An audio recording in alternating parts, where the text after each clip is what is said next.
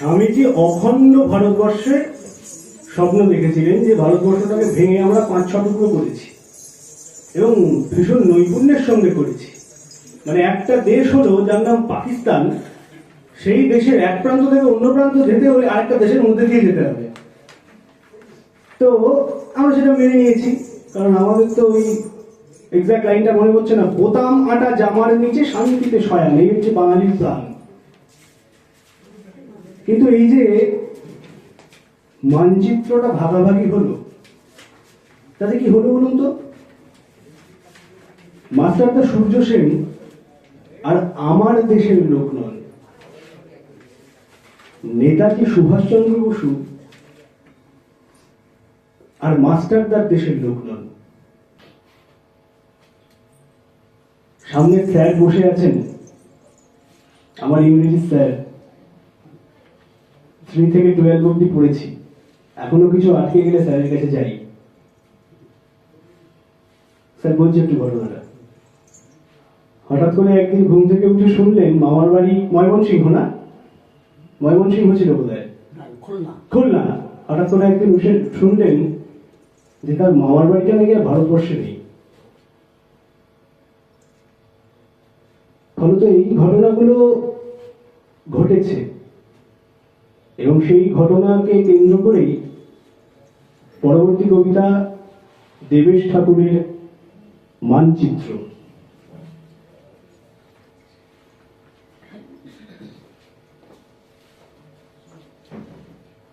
আছে বাড়ির কাছে আর শ্রীনগর, পড়শি বসত করে, আমি একদিনও না দেখলেম তারে।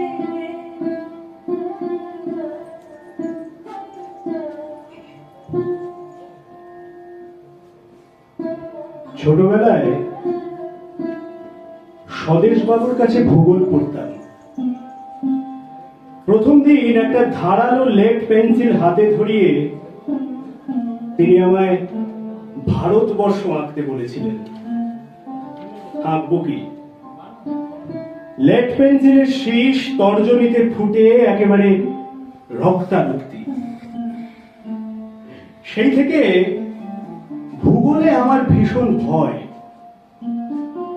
আরো ভয় মানচিত্রে।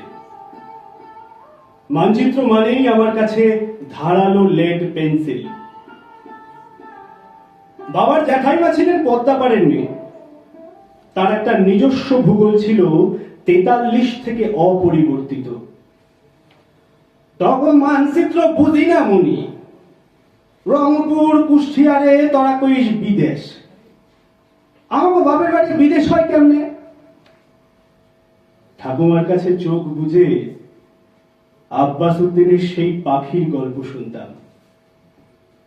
বগাকে দেখে বগি কাঁদে, বগিকে দেখে বগা, হায় পাখি, আমরা দুজনে গলা ধরাধরি করে কাঁদিল নীরবে। ঠাকুমা শুনিয়ে যেতেন নির্মলেন্দু সেই চাঁদ বদনী মেয়ের রুনুক ঝুনুক নুপুরের গান। স্বপ্নে খুঁজে বেড়াতাম সেই পড়শিকে, বাড়ির কাছে আরশিনগরে যার বসত। স্বদেশবাবু ভূগোল শিক্ষক, তিনি শিখিয়েছিলেন সূক্ষ্ম ধারালো লেড পেন্সিল দিয়ে একটা নিখুঁত ভারতবর্ষ আঁকতে। একটা রেখা ছিঁড়ে গেল লালন আব্বাস উদ্দিনের বুক, অন্য রেখাটা টানলাম গোলাম আলী নসরত ফতে আলীর হৃৎপিণ্ডের পাশ দিয়ে। আফগানিস্তানের মেয়ে ছিলেন গান্ধারী, তিনি তালিবান ছিলেন না, তবু ছিল চোখে পট্টি বাঁধা। আমরাও এখন বালুচ পাখতুনদের কাছে পট্টি কিনে সযত্নে ঢেকে রেখেছি চোখ। স্বদেশ স্যার, সবরমতীর ঘরের দাওয়ায় কারা গায়ে রামধুন? গুজরাট আজ সমীবৃক্ষ কি লুকোনো কালের তুন? কাশ্মীর থেকে কন্যাকুমারীর বিস্তীর্ণ এই মাটিতে একটা 10x10 বস্তি কি খুব বেশি? এখন আমরা স্বদেশ আঁকি তার কাটাতে, আঁকতে আঁকতে হাতে আমার রক্ত ক্ষত। স্বদেশ মানে কাটার বেড়া, লেড পেন্সিল, স্বদেশ মানে রক্ত ঝরা অবিরত। স্বদেশ মানে কাটার বেড়া, লেড পেন্সিল, স্বদেশ মানে রক্ত ঝরা অবিরত।